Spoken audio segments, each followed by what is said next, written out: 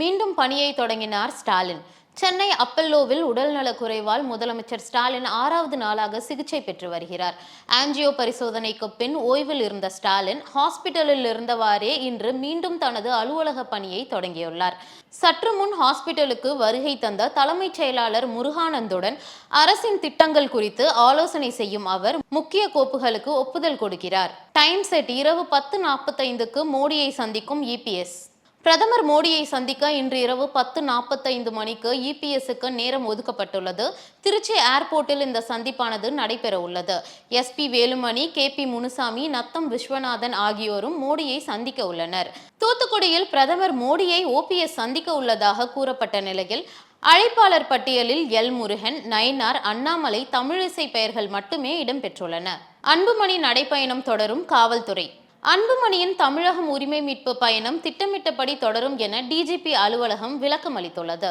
மாவட்ட காவல் கண்காணிப்பாளர்களுக்கு அனுப்பிய சுற்றறிக்கை தவறாக புரிந்து கொள்ளப்பட்டுள்ளது. அன்புமணியின் நடைப்பயணத்திற்கு தடை விதிக்கப்படவில்லை எனவும் தெளிவுபடுத்தியுள்ளது. முன்னதாக அன்புமணி சுற்றுப்பயணத்தால் சட்டம் ஒழுங்கு பாதிக்கப்பட வாய்ப்புள்ளதாக ராமதாஸ் புகார் அளித்திருந்தது குறிப்பிடத்தக்கது. திமுக ஆட்சியில் பல மடங்கு உயர்ந்த விலைவாசி. இபிஎஸ்.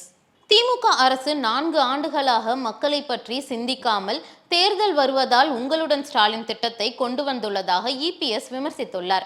அதிமுக ஆட்சியின் போது கொரோனா, வறட்சி, கஜா புயல் போன்ற பாதிப்புகள் இருந்த போதும் ஆனால் திமுக ஆட்சியில் விலைவாசி பல மடங்கு உயர்ந்துவிட்டது. 2026இல் அதிமுக ஆட்சி அமைந்ததும் மீண்டும் விலைவாசி கட்டுப்படுத்தப்படும் என்றார். துணை முதல்வர் பதவி. இபிஎஸ்க்கு துரைமுருகன் பதிலடி. திமுக ஆட்சியின் 4 ஆண்டு சாதனையாக துரைமுருகனை ஒதுக்கி வைத்துவிட்டு ஸ்டாலின் தனது மகனை துணை முதல்வராக நியமித்ததாக இபிஎஸ் விமர்சித்தார். இதற்கு துரைமுருகன் துணை முதலமைச்சர் பதவி வேண்டுமா என்பதை தான் முடிவு செய்ய வேண்டுமே தவிர இபிஎஸ் அல்ல என்று பதிலடி கொடுத்துள்ளார். மேலும் திமுக கூட்டணிக்கு பாமக வருமா என்ற கேள்விக்கு எனக்கு அதெல்லாம் தெரியாது, என்னை விட்டுவிடுங்கள் எனவும் கூறியுள்ளார். சமூக விரோதிகளுக்காக திமுக ஆட்சி. அண்ணாமலை. மது போதையில் இருந்த கும்பலால் தாக்கப்பட்ட காவல்துறை சிறப்பு உதவி ஆய்வாளர் ராஜாராமன் இன்று சிகிச்சை பலனின்றி உயிரிழந்தார்.